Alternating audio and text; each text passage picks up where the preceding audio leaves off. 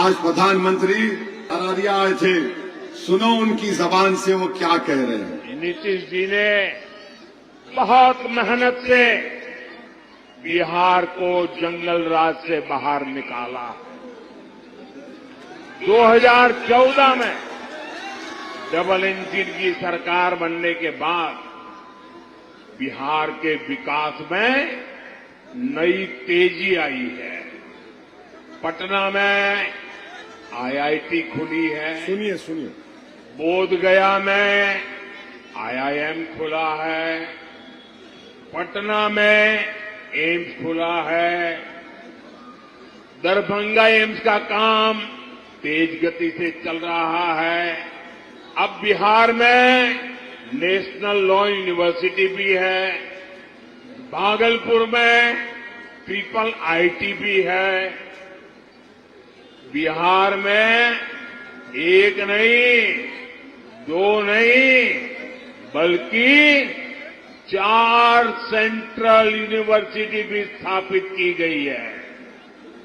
NDA सरकार में गंगा पर 4 बड़े पुल बनाए गए हैं। ये आपने सुन लिया, पटना में गंगा पर 4 पुल बनाए गए हैं। सीमांचल का यतीमों का इलाका है कि यहां पर भागलपुर में आईआईटी बन गया, नेशनल यूनिवर्सिटी पटना में आ गई। सब पटना, राजगीर, बोधगया में। सीमांचल में एक यूनिवर्सिटी नहीं है। अलीगढ़ मुस्लिम यूनिवर्सिटी का कैंपस किशनगंज में है, जो टीन एस्बेस्टस के शेड में चलता है। बताओ मेरे अजीज दोस्तों और बुजुर्गों, कब तक आप सिर्फ वोट डालने वाली मशीन बनकर रह जाएंगे? आप किसी के वोट बैंक नहीं है, आपको शहरी बनना है। अगर आप शहरी बनेंगे तो आपको आपके हुकूक मिलेंगे। सीमांचल को हर एतबार से पीछा करके रख दिया गया। यहां पर कभी हम गाड़ी में बहुत बार गए, नमाज पढ़ने के लिए मस्जिद में गए, तो नमाज पढ़ के वापस आने के बाद 8 साल के 13 साल के बच्चे खड़े रहते हैं। एक तरफ बुजुर्ग, एक तरफ हमारी माँ और बहनें खड़े रहती हैं। हमारी आंखें तरस जाती है नौजवानों को देखने के लिए। तो मालूम हुआ वो नौजवान 16 साल की उम्र में पलायन कर चुका है। कभी हैदराबाद, तो कभी पंजाब, जालंधर, लुधियाना, दिल्ली, मुंबई में जा चुका है। और प्रधानमंत्री यहां पर आकर कहते हैं ये बना, ये बना। क्या तुमको मालूम मेरे भाई, 90% मुसलमान बिहार के इंटरमीडिएट की तालीम मुकम्मल नहीं करते हैं।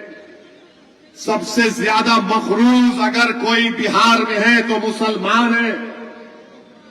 गांव में रहने वाला मुसलमान महीने को 2630 रुपये कमाता है। बताओ सीमांचल की जनता, क्या अब भी तुम बेदार नहीं होगे? तो क्या सुबह कयामत की सूर की आवाज सुनकर बेदार हो गए? अगर बेदारी का सबूत देना है तो 11 तारीख को पतंग छाप को वोट बटन दबाना पड़ेगा आपको। सीमांचल के इंसाफ के लिए आपको वोट डालना है। बहुत हो चुका, पार्टी बदलेंगे, पार्टी सरकार बदलेंगे। मेरे भाई, अब के बाद एक काबिल आदिल हसन को कामयाब करिए।